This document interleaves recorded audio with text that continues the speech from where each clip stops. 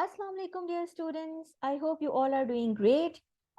So students, I'm here again with the discussion of 3 mistakes that you often make while writing so that you can avoid next time.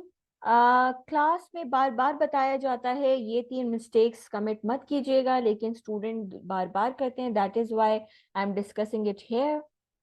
सो पहली mistake है introduction की heading डालना. क्योंकि ये एक ऐसे writing थी, ऐसे राइटिंग की जब हम ऐसे लिखने लगते हैं, ऐसे में मेन बॉडी लिखने लगते हैं, तो हम कोई भी हेडिंग नहीं इनकॉर्पोरेट करते.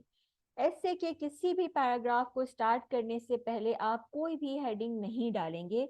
ये एक थंब रूल है, आप इस रूल को याद रखें कि ऐसे स्टार्ट कर दिया है आपने, ऐसे की मेन बॉडी जब आपने स्टार्ट कर दी है तो वहां से लेकर एंड तक कोई भी एक भी हेडिंग नहीं लगेगी. ठीक हो गया. तो फिर आप हेडिंग्स और सब हेडिंग्स कहाँ लिखेंगे? आप हेडिंग्स और सब हेडिंग्स दोनों आउटलाइन में इनकॉर्पोरेट करते हैं. ठीक है, आउटलाइन आपके ऐसे की एक इंडेक्स है या टेबल ऑफ कंटेंट कह लें उसको, बस वहीं पर हेडिंग लगेंगी. लेकिन जब आप ऐसे को स्टार्ट कर देते हैं, ऐसे की मेन बॉडी स्टार्ट करते हैं, उससे पहले कोई हेडिंग नहीं लगेगी. आप सिर्फ और सिर्फ पैराग्राफ को इंडेंट करें जैसे स्टूडेंट ने इंडेंट किया है स्पेस छोड़कर, और फिर उसके बाद पैराग्राफ स्टार्ट कर दिया है. अच्छा, यहाँ पर स्टूडेंट ने इंट्रोडक्शन राइटिंग के रूल्स को फॉलो नहीं किया, तो दिस इज अनदर डिबेट. ठीक है, क्योंकि एक बिगिनर लेवल के स्टूडेंट का राइट अप है, इसीलिए हम यहाँ पर इसको डिस्कस नहीं करेंगे. फिर सेकंड मिस्टेक जो ऑफन की जाती है, which is very common, is contractions का यूजेज. आप लिखते हुए कॉन्ट्रैक्शन फॉर्म यूज करते हैं, जैसे कि यहाँ पर स्टूडेंट ने एंड की कॉन्ट्रैक्शन फॉर्म यूज की है. इंस्टेड ऑफ कॉन्ट्रैक्शन फॉर्म आपने कंप्लीट स्पेलिंग के साथ AND एंड लिखना होता है.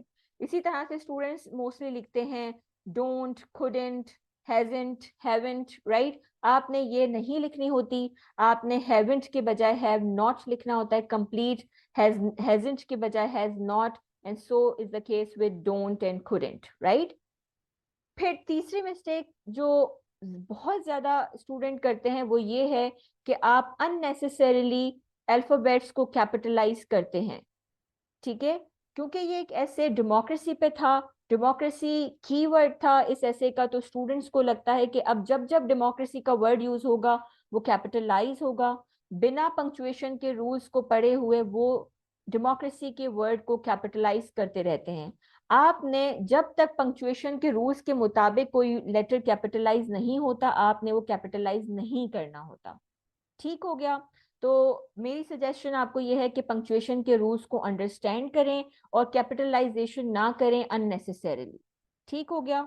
If you haven't watched my videos on basic rules of punctuation, you can go to my YouTube channel and watch it right now so that you can learn the rules of capitalization as well. Thank you very much, guys. Hope you have learned. Inshallah, we'll see you in the next video. Thank you. Allah Hafiz.